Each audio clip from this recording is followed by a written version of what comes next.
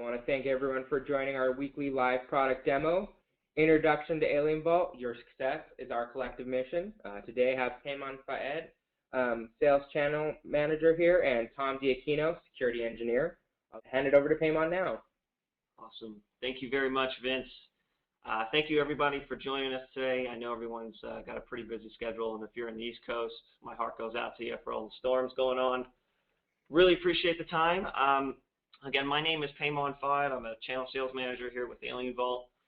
Just to go ahead and kind of set the agenda for what we're looking to do today, we're going to talk a little bit about Alien Vault just as an organization, who we are, where we came from, what kind of value do we bring to the table. We'll talk a little bit about the threat landscape, and also just a little bit about the solutions that we're trying to implement.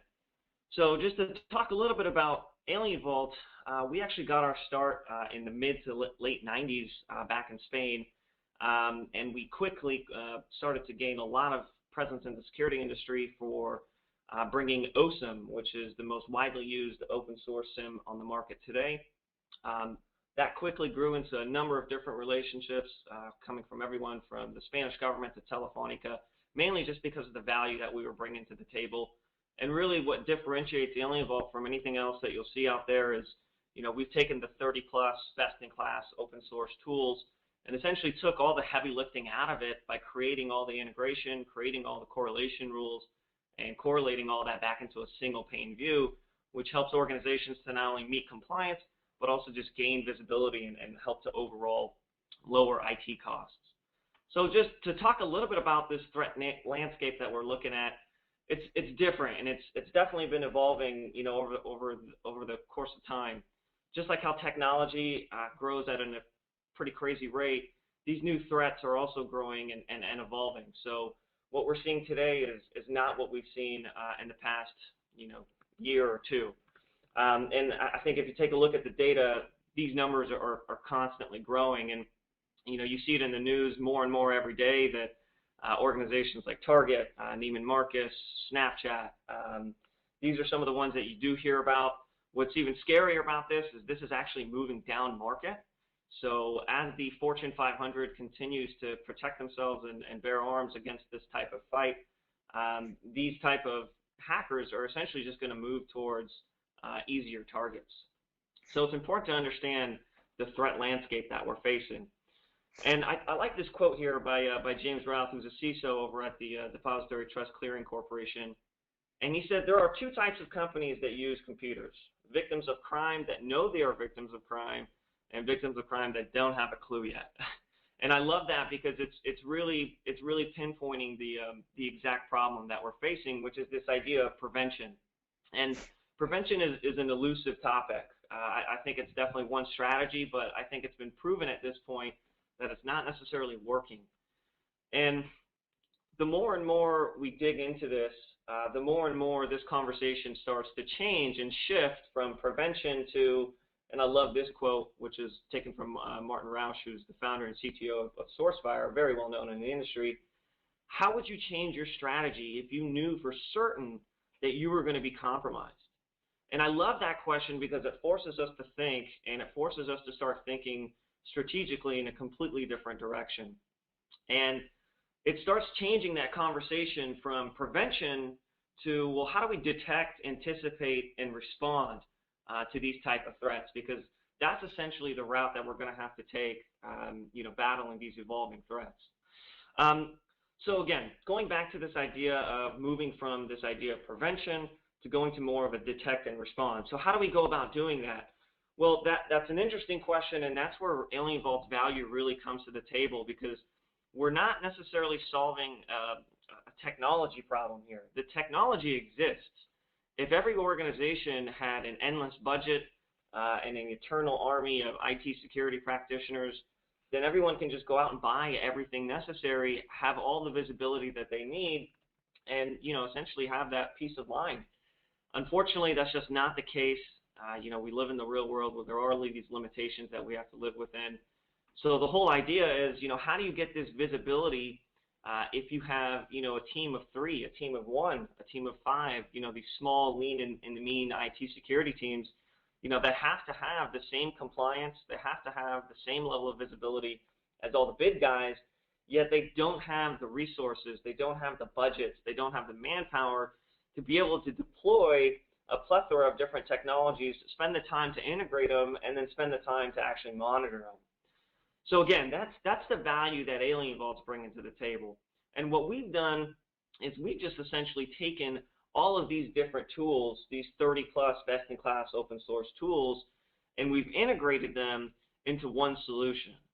So the whole idea is that with one Alien Vault solution, you automatically get everything from asset discovery to threat detection to vulnerability assessment to behavioral monitoring, security intelligence.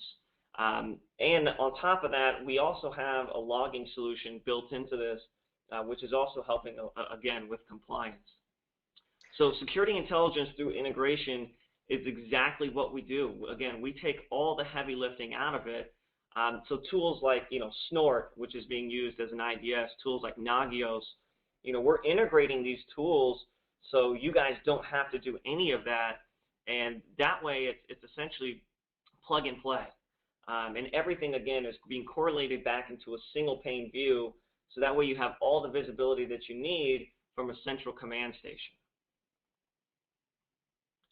And again, just to review here, the USM capabilities that we're bringing to the table, and what that really is our unified security management solution.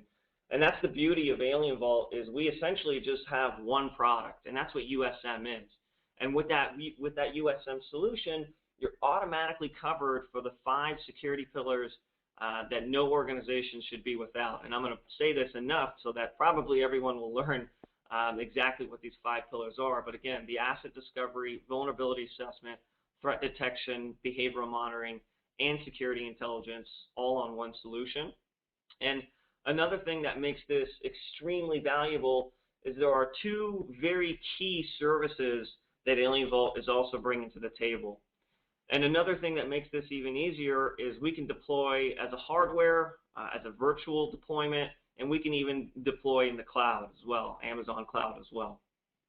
But the 2 other services that we're bringing to the table on top of the USM product, on top of the solution, is what we refer to as our Alien Vault Labs Threat Intelligence and our Open Threat Exchange. So to talk a little bit about the Open Threat Exchange, it's a wonderful service that we have really pioneered in the industry. Basically what we're doing is we've created a community of all of our customers, and they can either opt in or opt out of it, and the majority of them are obviously in subscribing to this. But what we're doing is being open and collaborative amongst these different types of threats. So for example, if any of Alien Vault's customers, if anyone ever gets breached, attacked, anything along those lines, they can send those threats to our Alien Vault Labs team. Our Labs team will dissect it and learn everything there is to know about that specific threat, and then we let everybody in the community know. Obviously, we're not releasing any sensitive information about the specific company. Mainly, we're just being open and collaborative about the specific threat. So we're letting everyone in the community know that, hey, we had a customer in this general part of the world. They were affected by this type of malware. This malware we traced back to this specific IP address, and we've now tagged this specific IP address as a bad actor out online. And so now our customers in that community, they now have a zero-day awareness that, hey, there was a customer that experienced this type of breach from this type of attack. And also what we're doing is we're learning. We're now taking that IP address and we're putting that as part of our correlation engine, as part of our correlation rules. And so now we're using that along with the other 30-plus tools to give our customers even that much more visibility. So in other words, if you're using USM and you notice, hey, that you have an alarm set up that, hey, there's a server of yours that's talking to a malicious IP that we have tagged at 3 a.m., well, you're definitely going to want to know about that. And again, that's a big part of the value that we bring to the table. Another very key service is the threat intelligence feed that we bring. So these 30-plus tools that we've brought to the table, another huge value that we're bringing is we're updating these tools. So as time goes on and these tools and again, these threats are going to constantly be evolving, we got your back and we're constantly updating them as we go on. So I think that will be a great step at this point. I'd love to introduce my colleague, Tom DeQuino. Tom is not only very familiar about our product, but he's been in the industry for over a decade, and he's actually managed a support team through ArcSight for the better part of a decade. So he's seen just about every use case there is to see. He's going to take us through the control panel now, and we're going to see exactly all these things that we've been talking about. So Tom, feel free. Go ahead, my man.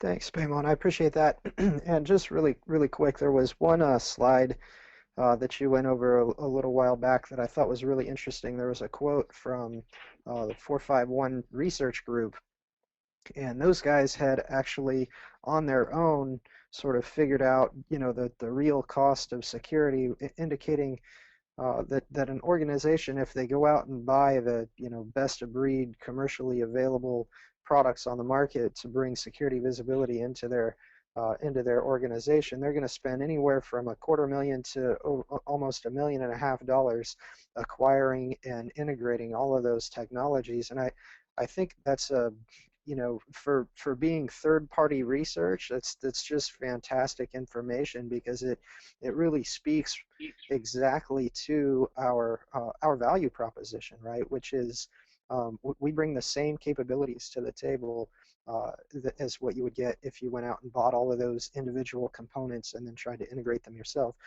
And we bring them to the table pre-integrated, as Paymon's been saying. So I thought that was just an extremely relevant bit of information there that really allows folks, I think, to take stock in exactly how awesome our value proposition is as an organization. So having said that, let's go ahead and jump into the Alien Vault interface. There's a couple of things that Paymon has been talking about that I'd like to illustrate or visualize for you here. So one of the things that's great about the platform, again, is all of those 5 pillars of what we consider to be security essentials come enabled in the solution out of the box. And so I'll just illustrate that for you here and kind of talk a little bit about how we do this. So that one of the key elements to those 5 security, those 5 essential security capabilities is threat detection, right? And we do threat detection through IDS.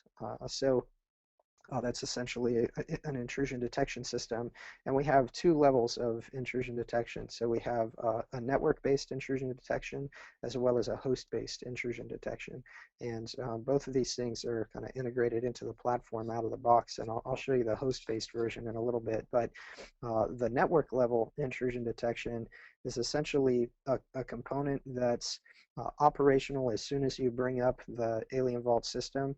Really, from a configuration standpoint, all you need to do is get the Alien Vault platform hooked into a span port on your switch.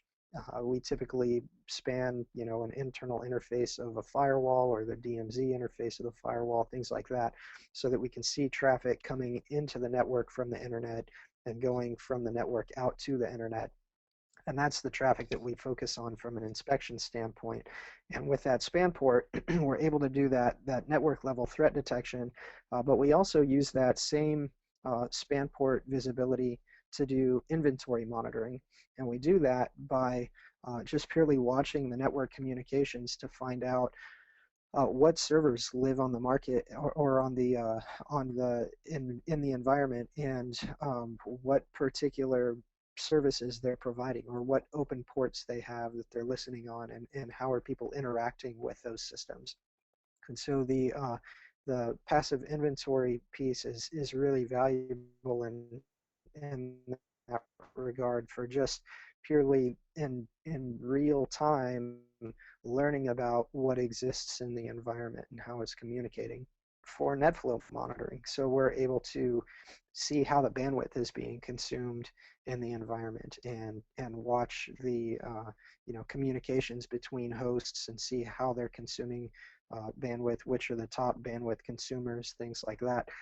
And all of that information becomes extremely valuable when you're going through the process of actually investigating an attack. So those are kind of the three different levels of network monitoring that we have built in, and they cover, a couple of different facets of that essential security capability that we've been talking about. So the IDS piece is addressing an element of the threat detection need. The passive inventory is addressing an element of the asset discovery piece, and then the net flow monitoring is addressing an element of the behavioral monitoring piece.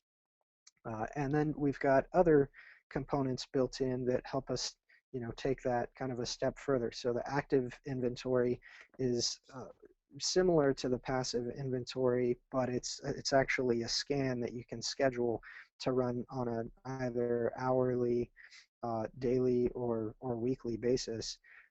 And so you can see it's just as simple as defining the schedule that you'd like to apply for the scan. And what it does is it's basically an Nmap scan, which is a network mapping and analysis tool that goes out and tries to identify all of the hosts that reside on the network, and once it finds those hosts, it tries to identify what ports are open on them, what services they're providing, and what operating system is running on the host. And so it's an active scanning effort to go collect lots and lots of information about the systems and bring all of that back into our platform. And so the passive and active inventory capabilities, these actually kind of work together in order to give you a very thorough view of what exists in your environment. So this makes up our asset discovery component of this essential security capabilities. So these two things together actually give us a real-time view into what's communicating on the network, as well as a scheduled, thorough review of everything that exists in the network.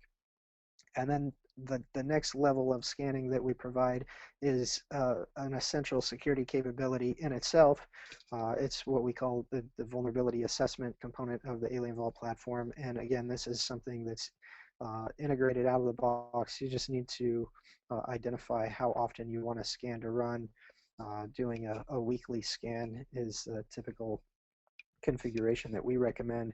And this allows us to basically go run a scan of your different network segments and figure out, for the hosts that are there or the assets that are there, what are their weaknesses? What vulnerabilities do they possess that a potential attacker could take advantage of in order to gain access to the system and subsequently the rest of your network?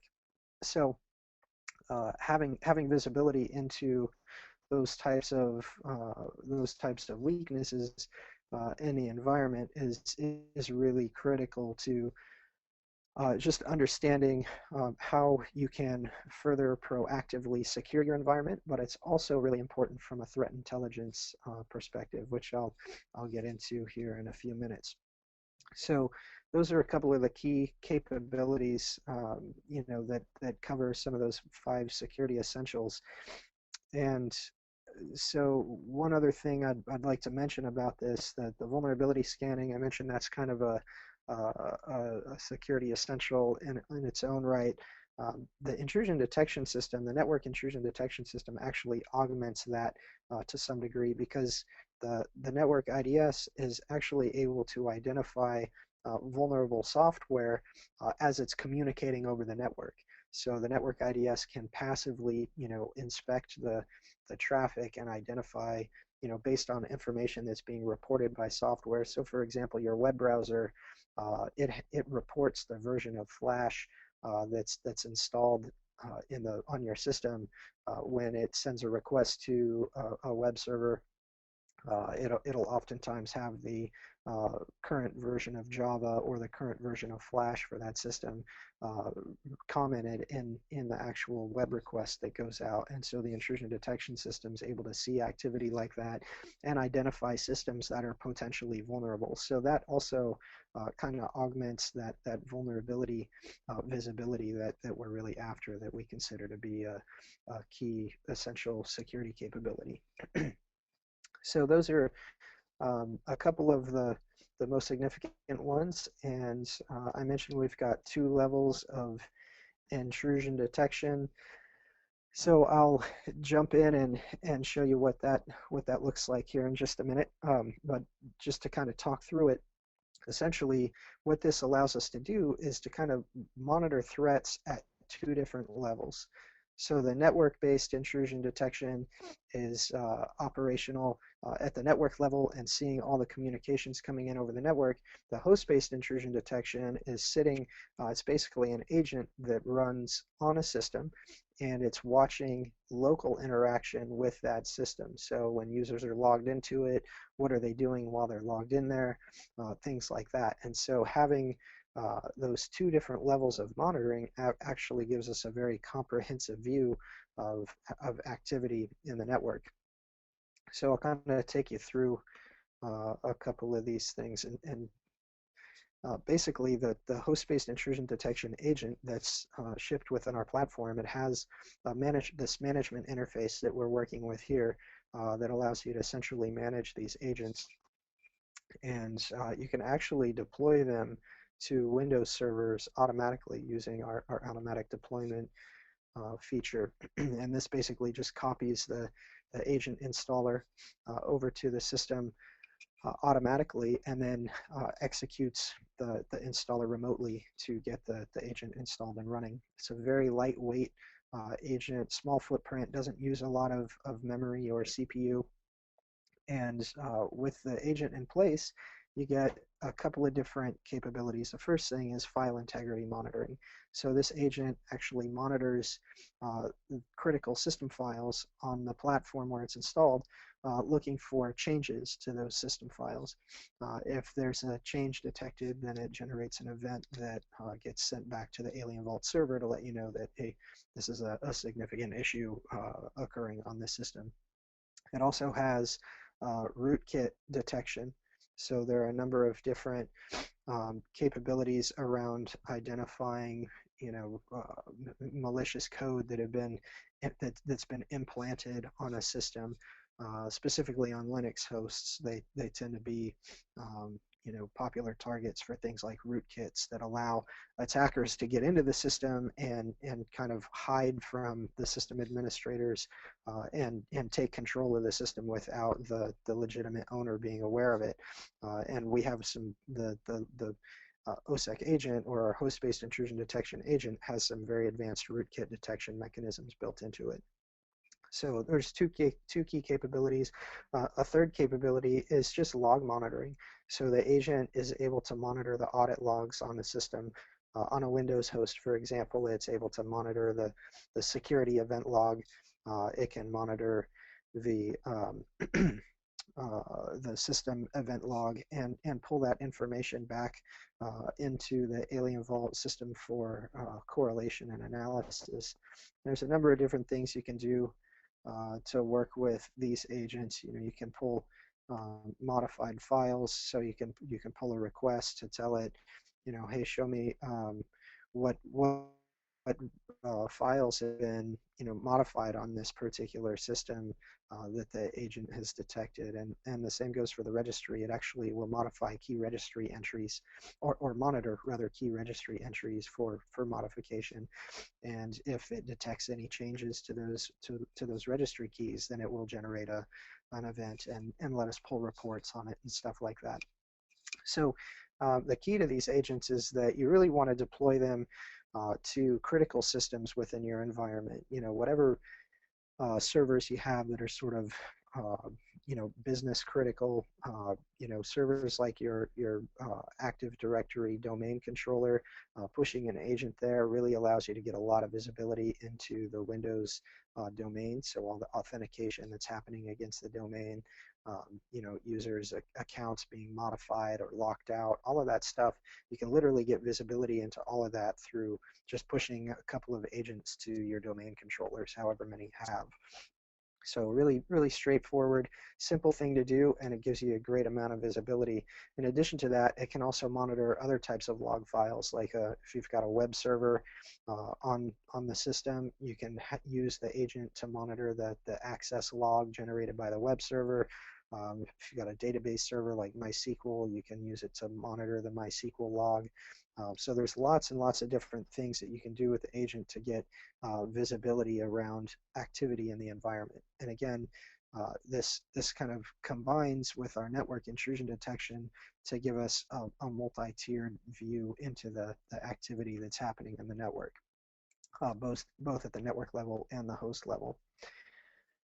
And then one of the other things that the platform does is just pure log collection. So we can take log data in from firewalls. We can take data in from VPN concentrators and Linux servers and Unix servers that are generating syslog messages.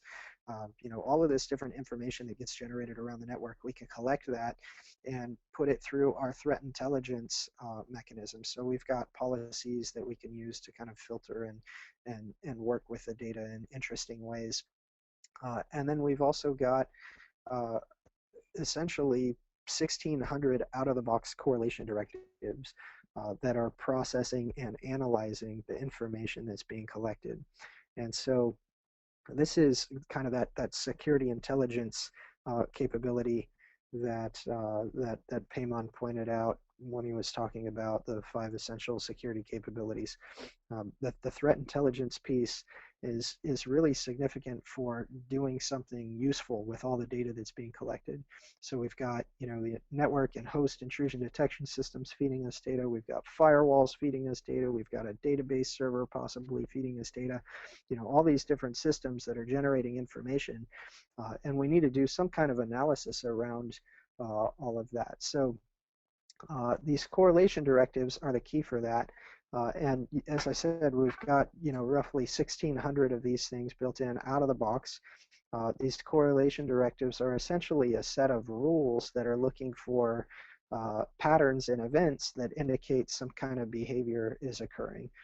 These brute force authentication attempt correlation directives are good examples. So just to take you through one of these, basically what we're doing is watching for multiple authentication failure events to occur, in this case from a Windows host.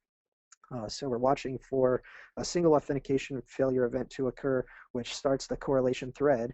And then as we start to see more and more authentication failure events coming in from the same 2 IP addresses as the original event, then we continue to track that activity, and we'll generate an alarm basically that tells you, hey, here's a problem that needs your attention, and so you're able to focus on specific actionable items that require investigation rather than just trying to look through individual log entries from all these different devices.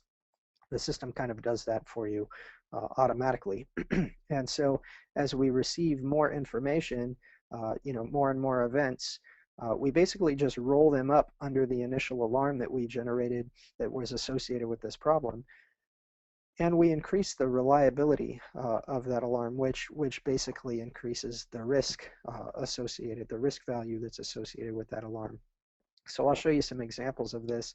The net effect is, as we receive more and more information about, more and more events indicating some particular problem is present, the higher risk will establish for that particular problem, just giving you more confidence that this is actually a problem that needs your attention.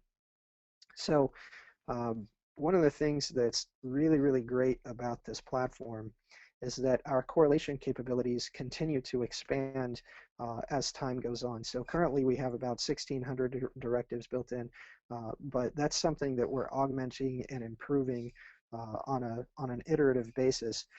And the reason we're able to do that is because of the open threat exchange that Payman had mentioned. So basically this open threat exchange, lots and lots of data being fed back to us from different vendors around the world, as well as our over 8,000 installations of the Alien Vault products being present and feeding information back to us through different attacks that are being detected, third-party vendors giving us URLs and IPs that are that are suspicious or unusual. We've got a research team that's also just kind of out there perusing, hacker forums and bringing information in from those hacker forums. And they've got honeypots set up around the globe that are just out there being attacked and reporting information back to us. And so all of that content is coming back into our labs team, and they're doing a bunch of analysis and research around it. And the most obvious benefit of that is that they've been able to identify literally hundreds of thousands of IP addresses out on the internet that are known to be up to no good. Okay, so these guys are out there causing problems in one form or another. And so we're just pushing that IP reputation database down to our customers' Alien Vault platforms for them, which gives you some very actionable information.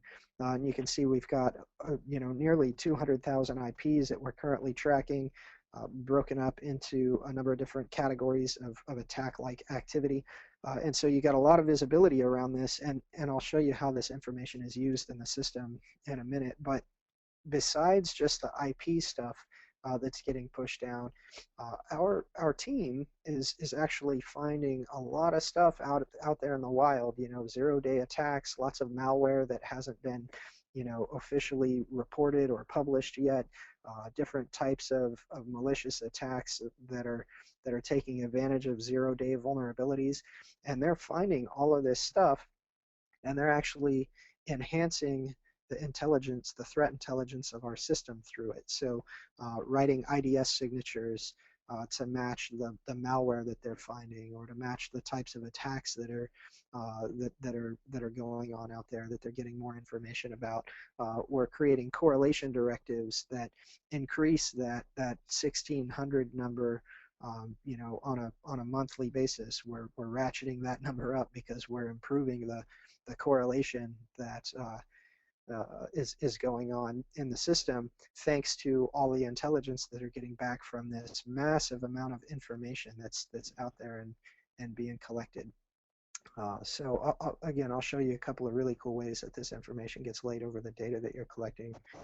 But before we do that, I want to talk a little bit more about the threat intelligence here, and then we'll get into that. So Paymon, any questions? Have I lost you yet? No, you're doing an awesome job, man. Doing an awesome job. Should we take some questions from the audience a little bit, or do you want to continue to keep going? Yeah, no, I think we've got some time. We can definitely take some questions if they've come through, and we've got something that we can address here. Let's do it. Yeah, we've got a couple great ones that have come in so far, Tom. What data sources can you configure? That's a great question. So, we tend to, I mean, as this type of platform goes, there are a lot of vendors out there that will take, data in from, pretty much anything that generates a log or an audit record, and we're pretty much in that category too. We can accept data from just about anything, be it database audit data or operating system logs, or we support wireless devices. Pretty much anything that can generate a log message, we can find a way to ingest it, normalize it, and make some sense out of it. And in fact, while we're talking about this, there's this data source category here that we can look at. Basically, I mean, you can see we've got 19 pages with 20 records per page of different types of data sources that we support input from. A lot of these are from our built-in intrusion detection system, but we support different firewall vendors and different router and switch vendors and operating system vendors. So we've got lots of different devices that we have support for built in out of the box, and we actually have intelligence around each of the events that are being generated by these vendors, and we map those individual event types into our own taxonomy so that we can recognize, for example, that there was some access activity and according to a firewall that either blocked or permitted that activity. Authentication related events, we will we'll map those to a specific subcategory, whether it's a login, a login failure, an account lockout. So lots of good stuff that happens kind of automatically on the back end of the system once you ingest that data from the device. So we try to, really augment it with some useful information that allows us to do, more correlation, more filtering, reporting, and all of that stuff. So again, we can take data in from lots of different devices, but the thing that makes Alien Vault kind of different is that we tend to be really, really focused on the data that we want to collect. And so if you're working with anybody on the Alien Vault team, they're really going to guide you to focus your efforts on things that are strategically beneficial, making sure that we get agents deployed in the right places so that we get the visibility around the right types of systems, collecting the right type of log data, making sure that the network intrusion detection system is deployed in a strategic place so that we can see all of that information. And then, just ensuring that that we're taking data in from a couple of key platforms that are going to really provide security visibility value. And a good example of that is a firewall or a VPN concentrator. Those tend to provide an immense amount of value when we're able to bring data from those things in. So that's how we really try to focus the effort is, how much time does it take to get data integrated from a particular system, and what's the reward that you're actually going to get out of it. And so we tend to focus on those sort of high value targets in that effort. So great question. What else do we have? All right, we've got a bunch coming in here, Tom. So one here is, can you read from MS SQL database tables or database auditing logs? That is a great question. So we can read from a database table. We can, for example, query the Oracle audit table. If there's an application that's logging to MySQL or MS SQL Server and entering, audit entries into the database itself, we can certainly query those and get that event data. We can also take Oracle sysdba logs in through syslog. So there's a number of different ways that we can monitor systems like that. With Microsoft SQL Server, it tends to be a particular challenge, given that the C2 level auditing from Microsoft SQL Server writes to a binary file that gets locked while the SQL Server is logging to it. So the information is not accessible in real time. It's really a kind of a challenge to access and read that log file. So the better approach that I'm seeing these days is you can actually, with SQL Server 2008, you can actually configure it to log audit activity to the application event log of the Windows system. And so that would be a much easier way for us to get access to that information. And again, this is all about strategic initiatives, right? Making sure that the effort and energy required to collect that information isn't greater than the value or the reward we get out of it. And pulling that information out of the application log would be a pretty straightforward thing for us to be able to do. And we'd probably get some pretty good value out of that. You can see, users that are accessing data that maybe shouldn't be, or, sysdba accounts that are accessing maybe PII type of data in the database, when really a sysdba type account should just be, managing the configuration of the database. There's lots of different use cases that we can apply to a scenario like that. So yeah, lots of value there. All right, thanks. Here's another question. Everyone, forgive me if I mispronounce this. Could you please explain a little bit more about the Scada directives? Sure. So I think we're talking about Scada, and there are correlation directives built in to focus on that type of communication at the network level.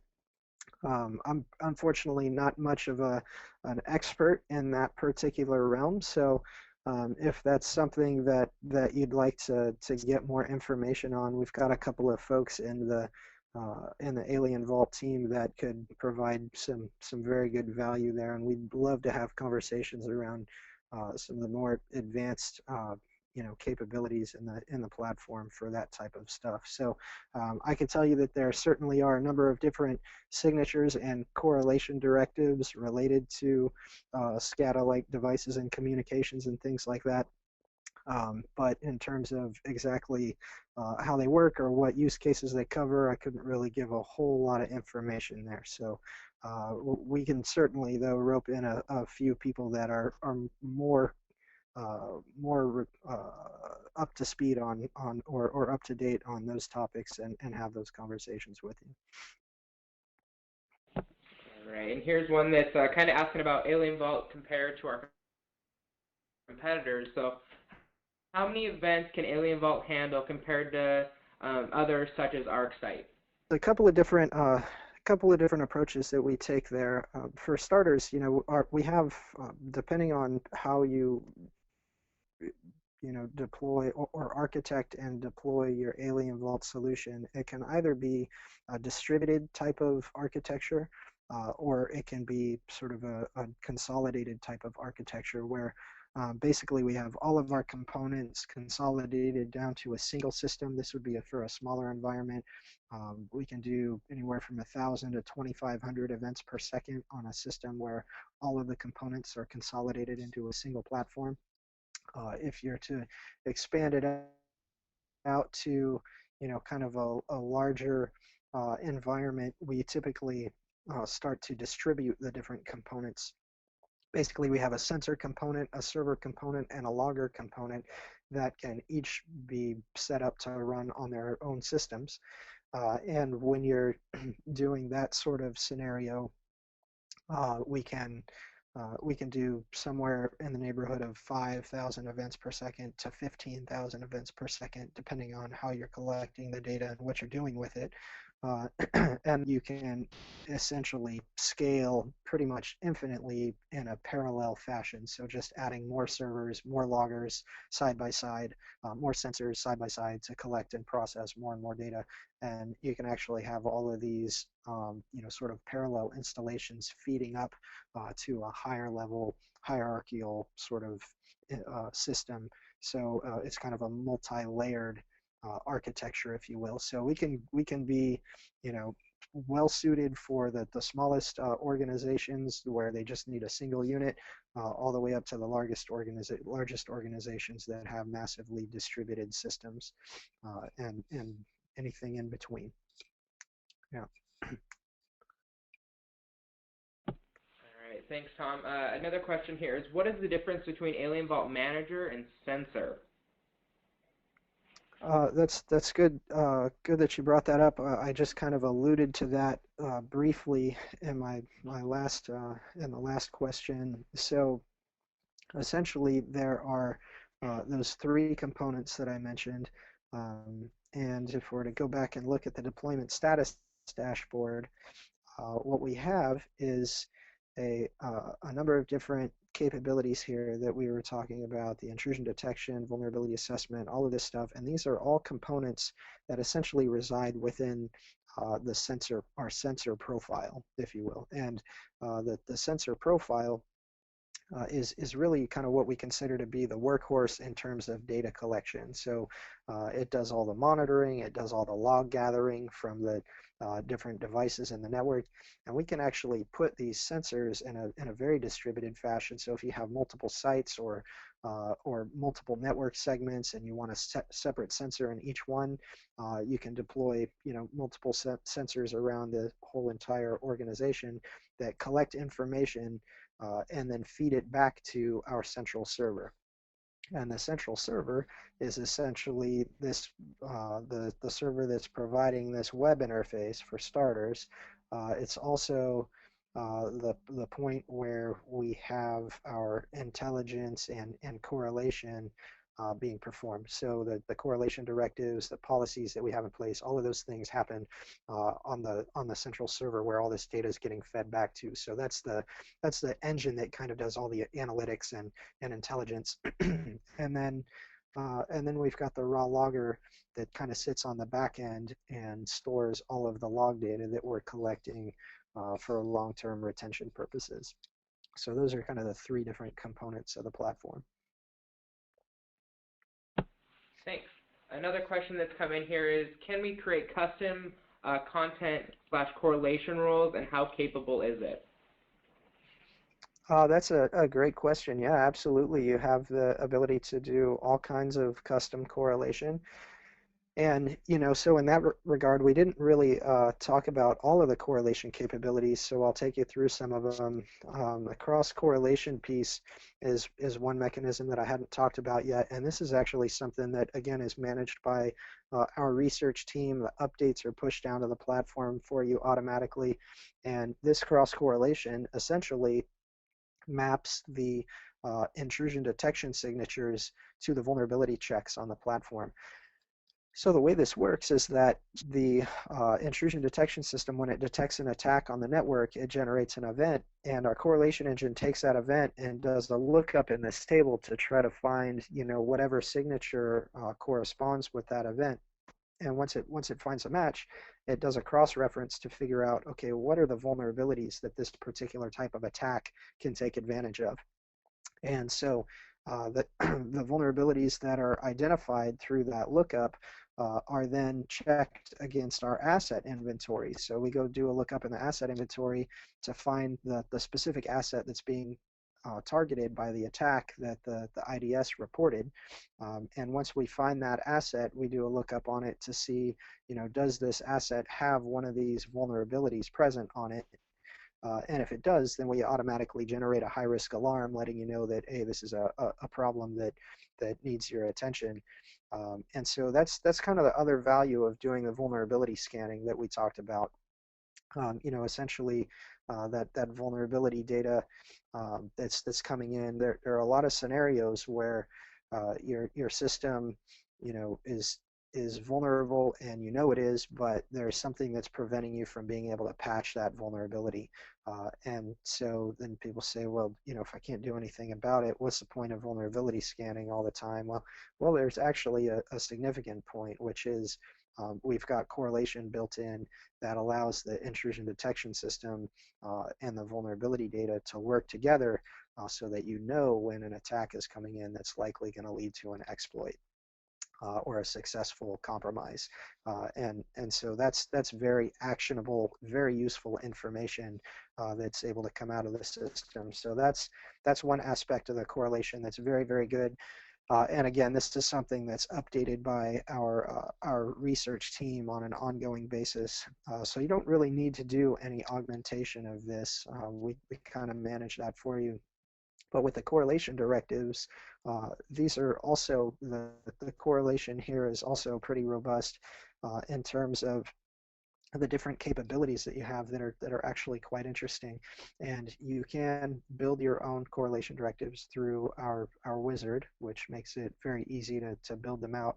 But you can also simply make a copy of an existing correlation directive and then modify the existing. So you can use all of the built-in correlation directives that we have as templates in order to help you, sort of build out more advanced correlation. And actually, you can also modify any of the existing correlation directives by making a clone of them. So if you were to make a clone of this directive, it basically disables the original. It makes a copy of it in your user contributed section. And then from that point on, you can modify the user contributed, basically the clone of the original directive, and exclude IP addresses or focus on specific usernames or however you want to go about doing that. So the correlation directives are really pretty capable. There's a bunch of things that I could show you here. Drilling down into one of these, you've got the ability to set multiple levels of rules. So we're looking for, in this particular correlation directive, we're looking for multiple levels of authentication failures through SSH, and we're also correlating that against authentication successes. So you can see that hey, if we have an authentication failure that occurs multiple times, we're going to set the reliability or the risk associated with this alarm to some marginal value. But if we see those authentication failures followed by an authentication success, we instantly ratchet the risk associated with that alarm up to a value of 10, or the reliability up to a value of 10, which makes the risk go very high, meaning that, hey, this is a problem. We saw lots of authentication failures followed by an authentication success from the same host. That basically means a brute force authentication attempt was successful, right? So that's a kind of logic that the system has built in. You can track source and destination IPs and do some actually really cool stuff with these. So for example, you can correlate against our IP reputation database. Okay, so if you want to be alerted to any kind of communication that is associated with a known bad host from our IP reputation database, you can do that. Okay, and we've got some correlation built in out of the box for that. So I think it'd be a good time to step away from the questions now, and I'll kind of take you through some of those examples. Um, but just really briefly, one other thing that's really cool about the correlation before I get into the actual alarms and looking at the data, I'll just show you here really quickly. There's a couple of things that are really neat that you can do with the correlation, and one of them is these monitor plugins. And basically what this allows you to do is with the correlation directive, we've detected, or we're looking for a specific type of event. In this case, it's an Apache mod cache denial of service attack that's detected by the network intrusion detection system. If the network IDS reports this event, the correlation engine picks it up and it goes and does an Nmap monitor scan. So basically what that means is the correlation engine calls Nmap and says, hey, go do a scan of this host to find out if the web server is up or down. Now, if the web server reports back as being up, then we essentially ignore the denial of service attempt event, assuming that it was ineffective. But if the Nmap monitor scan is unable to connect to the web server, then that's going to tell us essentially that, hey, the attempt here was probably successful, so we're going to generate an alarm. And so you can build basically uh, your own monitor type plugins that carry out various types of action, which will influence the correlation engine's decision around whether or not to generate an alarm. I personally think that's a really cool feature that not a lot of other vendors have out there from a correlation standpoint. So pretty neat capability. Since we've only got a couple of minutes left, I'll just take you through a couple of things that you can do really quickly that I think are very cool in terms of the data that we're collecting and the IP reputation information that we're pushing down to the platform. So simple thing that you can do, just apply a filter for IP reputation activity. And when you do that, you'll get to see all of the events in the system that have some bad reputation host associated with them. And in this case, so we're able to really quickly see, hey, we've got some system inside of our network that's communicating with multiple known bad hosts out on the internet. Right, so this is a really simple way to get good visibility into malicious activity that's occurring in the environment. And in some cases, like in this case here, we've got a known malicious host trying to authenticate against one of our servers through SSH. So that's, again, very useful information to have. So you can build all kinds of advanced filters on the data that you're receiving and lay this IP reputation data right over the top of it. Basically, if it wasn't obvious, any IP address that shows up with a little target like this next to it is a known bad host. That's part of the IP reputation database. You can actually mouse over that target, and it'll tell you what we know, at least at a high level, a little bit about what we know for this particular host. In this case, it's a known command and control server. It's a known malware IP, and you can actually click on that target to get more information about this host from our threat details page. So I'll show you that in just a minute. But the great thing about our correlation engine is that all of the activity that we're seeing here that's, suspicious or potentially malicious is actually being detected by our correlation engine and brought to your attention through the form of an alarm, which you can see in the alarms interface. And now keep in mind, this is a demo system that has lots of badness going on in it. So the number of alarms that you see here is going to be a bit excessive. In a normal environment, it wouldn't quite look like this unless you had really some kind of major issues going on in your environment. But really, what this is showing us here in this graph is all the problems that are being detected in the environment, and they're basically swim lanes. The lowest lane in the graph is basically the least severe activity, and as you go further up the graph, the severity increases. This top level is basically the most severe sort of alarm that would be generated. And from left to right, you're basically looking at timelines that show you, when the activity was detected. And each one of these bubbles, whether they're small or large, they basically represent, some issue that was detected. And the larger the bubble, the more alarms there are that are associated with it.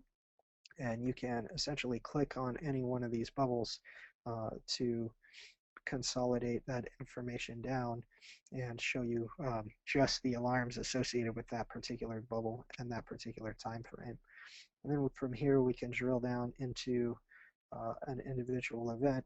So you can click on or alarm. So you can click on the alarm to get kind of a just quick overview of the information that's being reported here. And then we can drill down into it and look at the details associated with this alarm. And while we're here, we're going to be able to do, an investigation into this particular attack. What's happening with this alarm is that basically the network intrusion detection system identified some suspicious activity on the network. It looks like a Trojan or malware-like activity, and the correlation engine correlated that with the fact that it's communicating with a known bad IP out on the internet. And so all of those things kind of came together for the correlation engine to say, hey, you know what, this is an alarm that, or an issue that needs somebody's attention.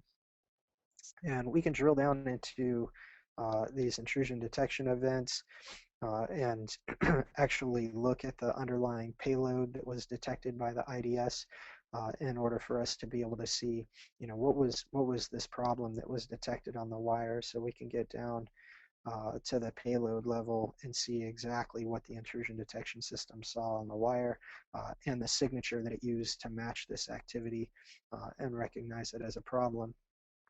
And all of the information that we've collected about the asset in the environment is going to be visible for us right here as well. So we can click on the source tab and jump into all of the host properties that we found through our asset discovery related stuff.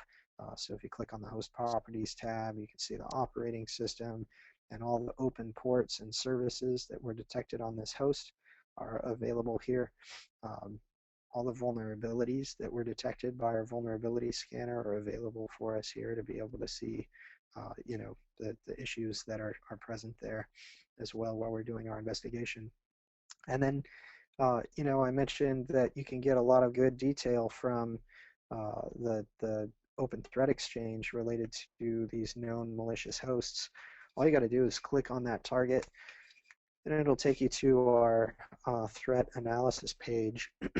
And this page is really pretty fantastic for helping you understand the nature of what this particular system has been up to and how it's been reported to us. So the threat score for this host is relatively high, which means we've seen ongoing activity for an extended period of time and reported by lots of different systems, and there are lots of different types of malicious activity that have been reported.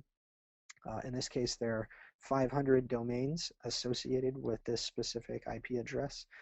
So we collect all of those and display that for you. If there is some question about the nature of this IP, you can give us some feedback on it. You just hit that tell us link or flag the IP address for review.